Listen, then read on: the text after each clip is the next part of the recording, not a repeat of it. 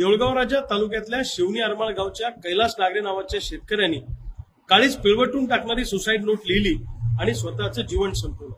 कैलास नागरे हे शेतकरी आदर्श शेतकरी होते, हे सरकार पुरस्कार प्राप्त शेतकरी होते। त्यांची मागणी काय होती?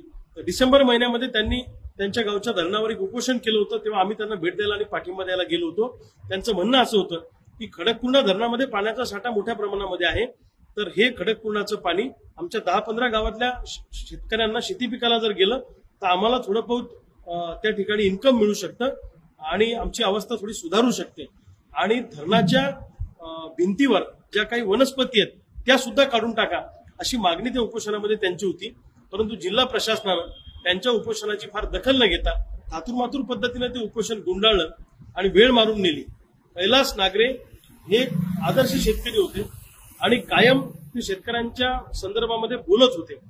त्यांनी ज्या पद्धतीने सुसाईड नोटमध्ये सगळं मांडलेलं आहे, ही गोष्ट म्हणजे सरकारच्या डोळ्यात अंजन घालायला लावणारी आहे।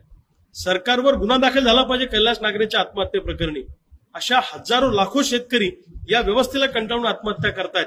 आज सोयाबीनला भाव नाहीये, कापसाला भाव नाहीये, सरकार कर्जमाफी देणार होतं, अजूनपर्यंत कर्जमाफीचं सरकार नाव घेत नाही। 2023 पासून पीक विम्याचे पैसे अजूनपर्यंत आम्हाला मिळालेले नाहीये।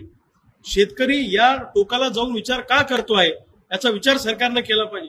दुर्दैवाने अधिवेशनामध्ये शेतकऱ्यांचे प्रश्न सोडून फालतू प्रश्नांवर चर्चा होते आणि ज्या गोष्टींचा आउटपुट काही नाही, पोटापाण्याशी संबंधित विषय नाही, जगण्या मरण्याचे विषय अधिवेशनात चर्चेला जात नाही। शेतकऱ्यांचा तर विषय दूरदूरपर्यंत अधिवेशनात अजेंड्यावर नाहीये। सरकारला लाज वाटली पाहिजे। सरकारला तातडीनं इथून पुढे कैलास नागरे सारख्या कोणत्याही शेतकऱ्याची आत्महत्या होणार नाही याच्यासाठी काळजी घेतली पाहिजे।